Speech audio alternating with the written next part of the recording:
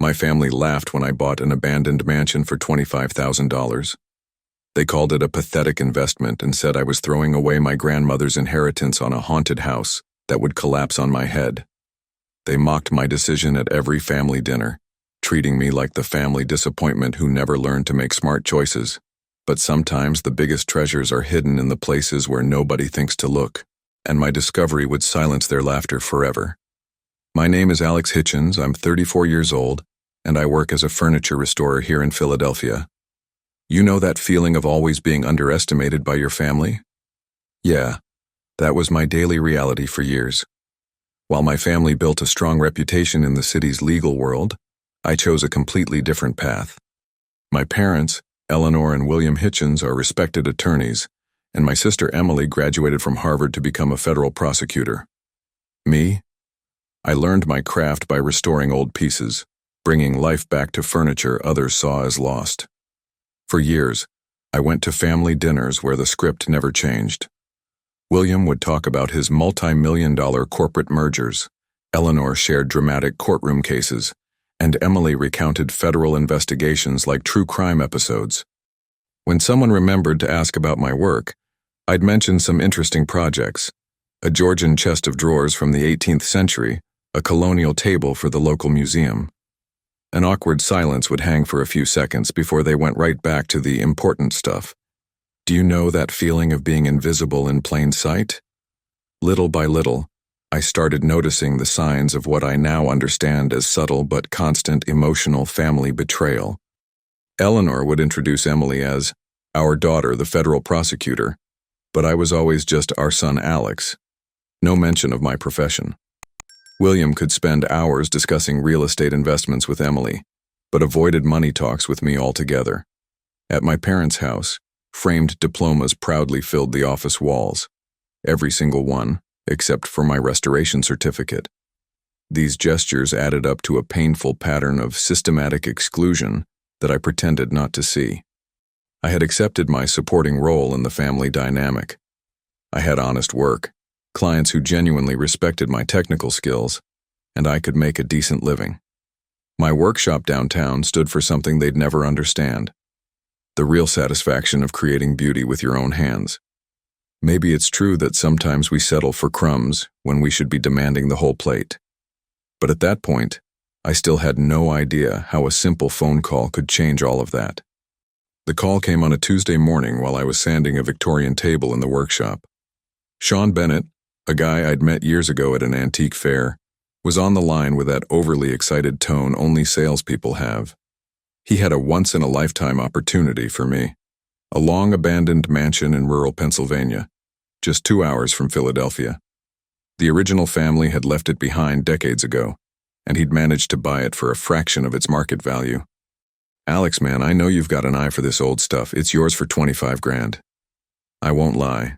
The idea fascinated me right away.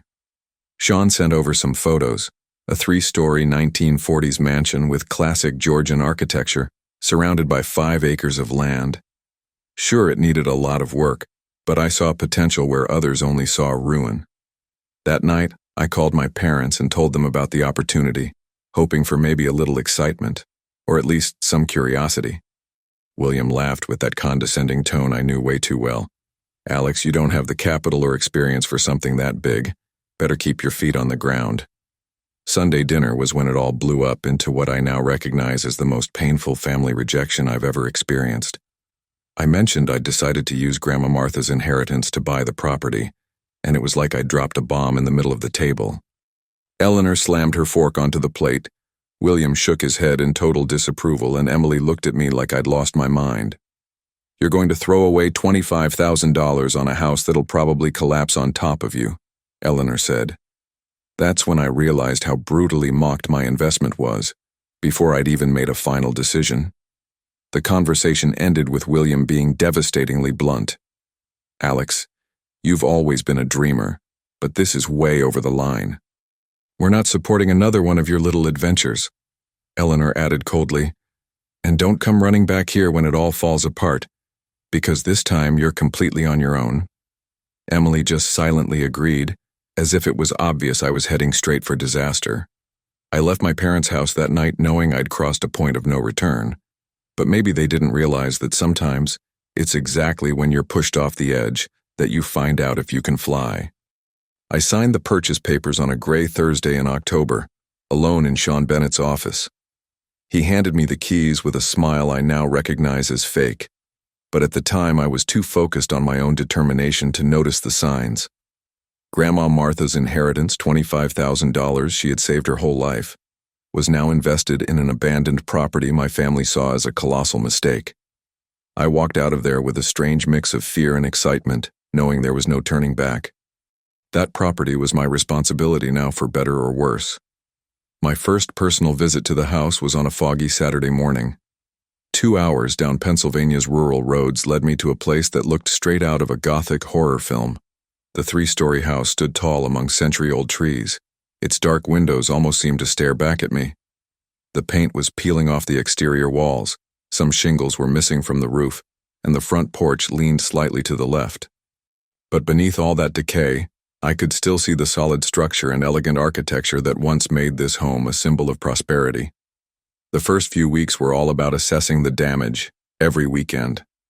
I started listing the most urgent problems: roof leaks, outdated wiring, compromised plumbing, hardwood floors warped by moisture. With every issue I uncovered, I could almost hear Eleanor's voice in my head saying, "I told you so." But there was something about that place that defied logic, a feeling that the house still had stories left to tell. Maybe it was the quality of the wood on the staircase, or the ornamental details that had withstood time, but I felt like I was standing in front of something that deserved a restored legacy. The real work started in November. I hired Frank Morrison, a 50-year-old local contractor who knew every inch of the old houses in the area. Frank was straight with me. "Son, you've got at least 2 years of work ahead if you want to do this right." We decided to start with the basics: roof, plumbing, and electrical, before moving on to finishes. I spent weekdays at my workshop in Philadelphia, restoring furniture to pay the bills, and every weekend I'd drive out to the property. It was a grueling schedule, but I felt like I was building something that was truly mine. The solitude of those weekends turned into an unexpected kind of therapy. Away from the judgmental eyes of my family, far from the conversations where I always felt invisible, I could finally think clearly. While sanding floors or painting walls, my mind worked through years of bottled-up frustration. I began to realize that buying that house wasn't just a real estate investment. It was a declaration of independence. Every wall I restored felt like a piece of myself being rebuilt too. Frank watched my work with growing approval, often saying I had a natural hand for that kind of restoration. Frank said something interesting in the 3rd week of December while we were installing new pipes in the basement. "This house has good bones, Alex. Whoever built this knew what they were doing." He knocked on a stone wall with his knuckles and paused, frowning. "Weird. This one sounds different from the others, more hollow." I didn't think much of it at the time. Frank was always pointing out little structural quirks, but that offhand comment kept echoing in my mind the entire drive back to Philadelphia that night. The curiosity about that hollow wall in the basement stayed with me all week. Frank had mentioned it in passing, but something about the different tone it made when he knocked on the stone kept nagging at me. On Friday night, I decided to head back to the property a day earlier than usual to check it out myself. I got there just as the sun was setting, casting long shadows through the empty hallways of the house. I went down to the basement with a flashlight and a small hammer, determined to understand what was different about that particular wall. I tapped methodically on different spots along the stone wall, listening closely to each sound. Most of it sounded solid and compact, just as you'd expect from a 1940s structure. But there was a section about 6 feet wide that produced a slightly different echo. More hollow, like there was empty space behind it. I ran my fingers along the joints between the stones, feeling for any irregularities. When I noticed one stone was just slightly misaligned with the others, I pushed harder, and to my surprise, it shifted a few inches inward. Heart racing, I kept pressing on different stones in that area. After several minutes of trying, I heard a soft mechanical click, and an entire section of the wall swung inward, revealing a dark opening. I pointed my flashlight inside and saw a narrow staircase descending into what looked like a hidden underground compartment. The air rising from below was cold and filled with the musty smell of old mold, but there was something else too, a vaguely familiar scent I couldn't quite place. I took a deep breath and began descending the stone steps, each one echoing in the dead silence. What I found down there completely defied my expectations. The hidden room was larger than I imagined, about 20 feet by 13, with bare stone walls and a vaulted ceiling. Along the walls were carefully built wooden structures, shelves, supports, and compartments clearly designed to store something valuable. And they weren't empty. There were dozens of objects covered in dark fabric, protected from moisture by a ventilation system that somehow was still functioning after all these decades. My flashlight trembled slightly in my hand as I tried to process what I was seeing. I approached the first covered item and carefully lifted the protective cloth.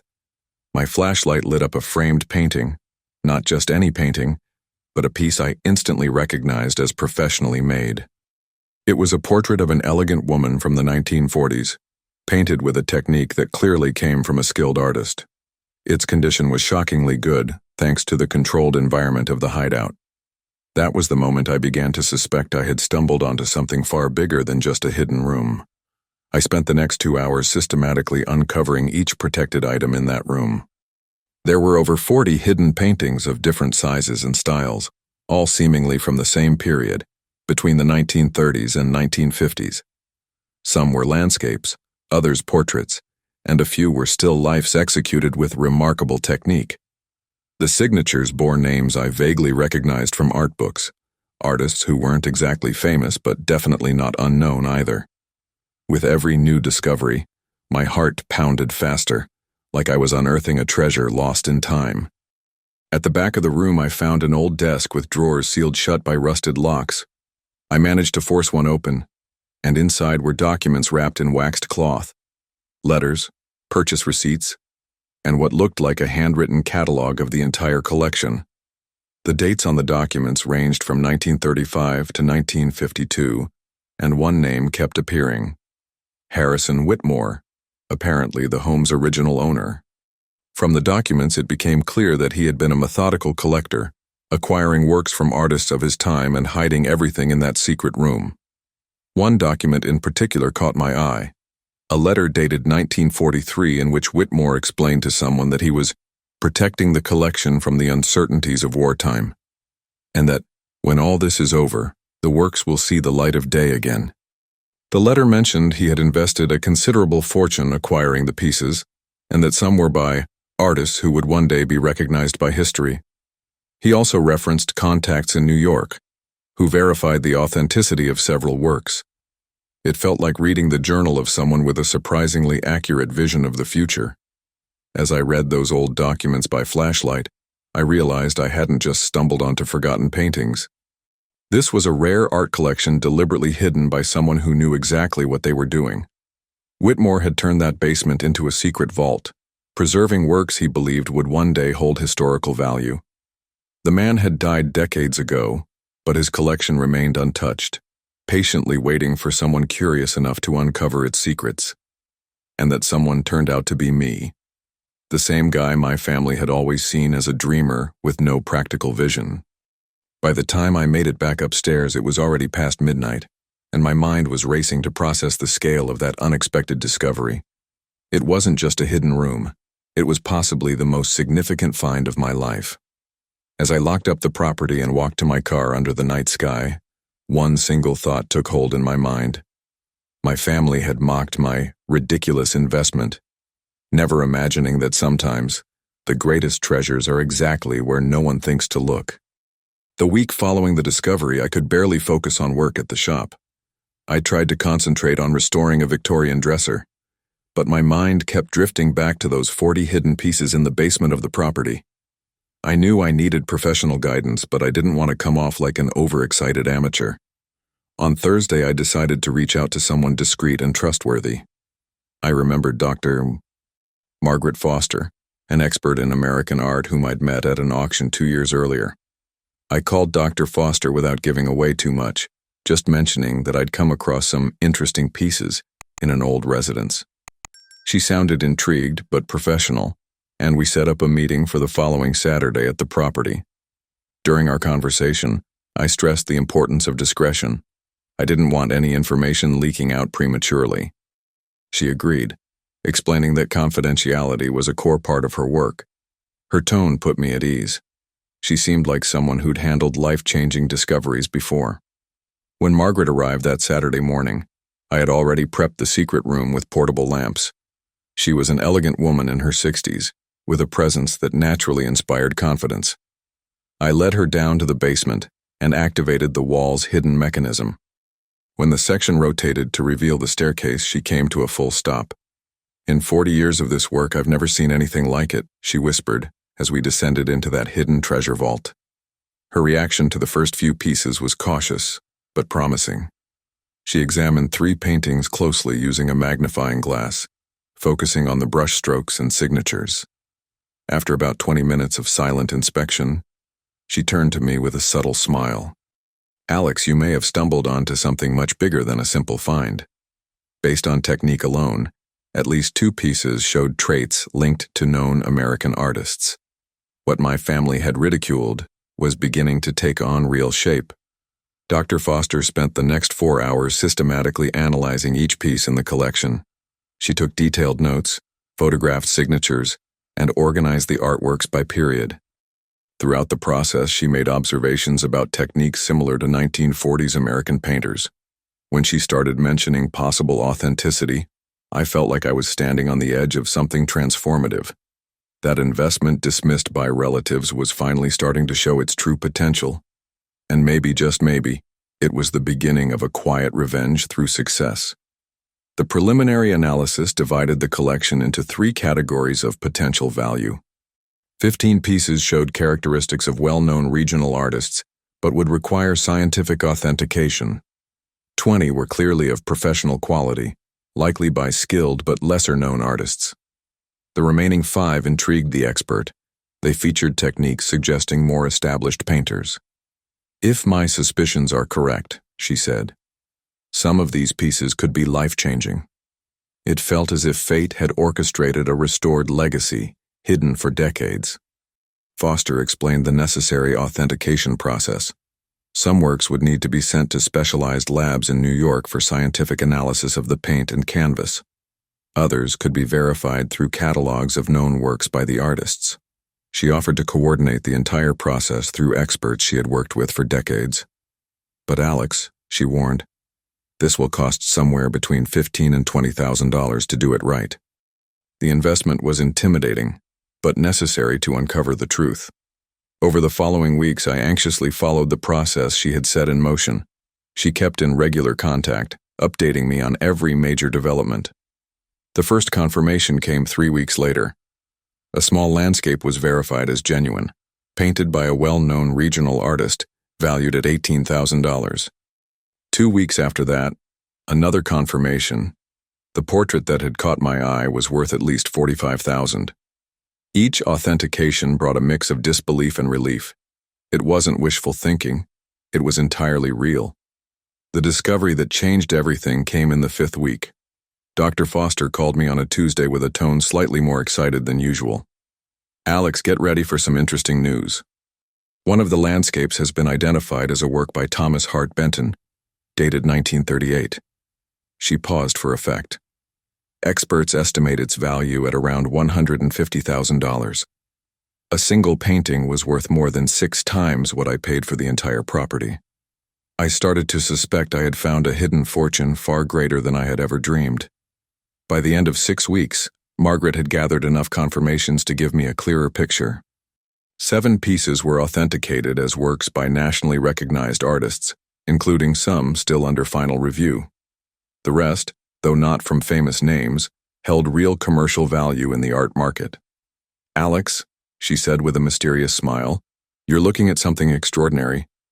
But I need to tell you about 3 specific discoveries that could change everything." I left that conversation knowing the next phone call would be the most important of my life. The call that changed everything came on a rainy Thursday in April. Dr. Foster's voice was different, more excited, almost trembling with professional thrill. "Alex, you need to sit down for this. We've confirmed 3 discoveries that go beyond anything we imagined. She paused before continuing. We've got an uncatalogued Edward Hopper from 1942, an early work by Grant Wood, and a possible piece by Andrew Wyeth. The numbers she mentioned next didn't even feel real. The Hopper was valued between $1.8 and $2.3 million. The Grant Wood was estimated at $400,000 to $600,000. The potential Wyeth had preliminary estimates of at least $800,000. In total, Foster said, we're looking at a collection valued at over $4.5 million. I had invested $25,000 and uncovered a fortune that could change my family's future for generations. The news spread fast through American art circles. Within 2 weeks, I was getting calls from journalists, museum curators, and TV shows. The abandoned property my family once mocked was now being called one of the most significant discoveries of the decade in Pennsylvania. My photo appeared in the Philadelphia Inquirer next to the uncovered works. The article described me as the restorer who uncovered a national treasure hidden for 80 years. Eleanor was the first to reappear, that Friday afternoon, with a falsely sweet voice. "Alex, sweetheart, we saw the article in the paper. We're so proud of you." She spoke like she had never doubted my judgment, like she'd never belittled me. "We need to meet and talk about how the family can support you during this special time." The cynicism in the word support was obvious. Now that money was involved, suddenly I was worthy of attention. William called the next day, taking on that controlling paternal tone. "Son, you've made an incredible discovery, but now you need serious legal guidance. I know attorneys who specialize in art law who can maximize your return." He spoke as if I couldn't make decisions on my own, typical of someone who's overlooked by parents their entire life. "Let's schedule a family dinner to discuss strategies. Emily has valuable contacts." It was fascinating how my ridiculous investment had suddenly become a discovery that needs family management. Emily showed up at my workshop on a Tuesday unannounced, wearing a forced smile. "Alex, I haven't been able to stop thinking about your discovery. It's amazing how luck finds us, isn't it?" She tried to sound casual, but I could hear the tension behind her carefully chosen words. "I have investor clients interested in a partnership. You could turn this into a family-run art investment business." When she said family business, I had to fight the urge to laugh at the irony. They wanted to be partners in success. The official proposal arrived 2 weeks later in a formal letter from William's law office. They offered to buy out my stake for $3.8 million, nearly the full value of the collection, assuming all legal and market risks. The letter was packed with intimidating terms about complex tax liabilities and market volatility. It was clear they thought I'd be dazzled by the money and scared by the responsibilities. They wanted me to hand everything over to the capable hands of the family, keeping only a small stake. My response was simple and direct. I called William that Thursday. "Thanks for the offer, but I'm not interested." He was silent for a moment before insisting, "Alex, you don't understand how complex this is. That amount is more than you could spend in a lifetime." I replied calmly, "I understand perfectly, William." And my answer is no. When he started to argue about family responsibility, I simply hung up. I felt like I was finally building my own recovered heritage, on my terms, not theirs. Eleanor tried a more emotional approach a few days later. She showed up at the property in tears, talking about family and mutual forgiveness. "Alex, I know we were harsh, but you're our son, and we want what's best for you."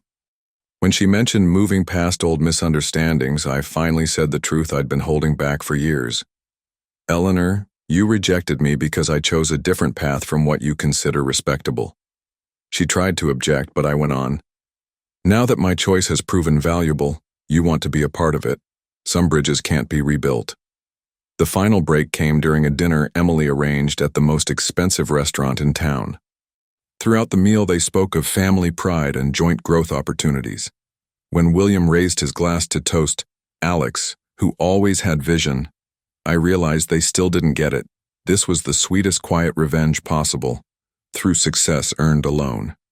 I stood up calmly, left money for my part of the meal, and said, "Thank you, but our story ends here." You're welcome to visit the future exhibit, just like any other guest." I walked out without looking back, knowing my emotional redemption was only just beginning. 6 months after the final break with my family, I finally managed to transform the property into a private gallery. The rebuilt legacy that Harrison Whitmore had hidden decades ago now lined the walls of the very place where it was originally collected. I hired a team of professional conservators who restored not only the artworks, but also the rooms of the house. The secret basement room was turned into an immersive experience where visitors could learn how the discovery happened. It was as if the house had found its true purpose once again. The first public exhibition drew over 3,000 visitors in just 2 months. Art critics from New York, Philadelphia, and Washington praised both the quality of the works and the historical context behind them. The Philadelphia Museum of Art offered a partnership for traveling exhibitions, and 2 universities invited me to give talks on hidden art discoveries. My professional life had completely transformed, from an anonymous restorer to a nationally recognized curator. The irony wasn't lost on me. The very craft once considered beneath me had led to the discovery that changed everything. During that time, I received indirect attempts at reconnection from my family through mutual acquaintances. Eleanor had mentioned how proud we are of Alex's success at a social gathering. William was telling colleagues about my son's extraordinary discovery. Emily had said she always knew Alex had a special kind of potential. These messages came filtered through others, but I received them with calm indifference. True personal vindication didn't come from their validation. It came from the inner peace I had found. The deepest transformation happened within myself. I woke up every morning in the restored residence, surrounded by beauty I had helped preserve. I walked through hallways once filled with neglect, now full of light and inspiring works. My workshop had expanded into a full studio on the 3rd floor, where I continued restoring antique pieces. I no longer needed family approval to know my life had real worth. I had found something they would never understand, the satisfaction of building a legacy truly my own, a silent vindication through earned dignity. And now, I'm talking to you. Yes, you, the one who stayed with me through this entire journey. Have you ever gone through something like this with your family? Have you ever felt dismissed by relatives or realized your true strength only showed up when you decided to follow your own path, even when you were laughed at for it? Drop a comment below and tell me your story. I want to hear how you dealt with family rejection and whether you've ever had to prove your worth to the very people who were supposed to support you from the start. Maybe you've also found your own surprise finding in places no one thought were worth exploring. If this story resonated with you in any way, don't forget to subscribe to the channel and turn on notifications. Every day, I share real stories of people who turned family conflict into opportunities for inner healing, through perseverance and the courage to believe in themselves. Just like Alex learned that the best silent revenge is building something extraordinary with your own hands, you too can discover that your real strength doesn't come from the approval others refuse to give you, but from the ability to create a legacy that truly honors your own values and dreams.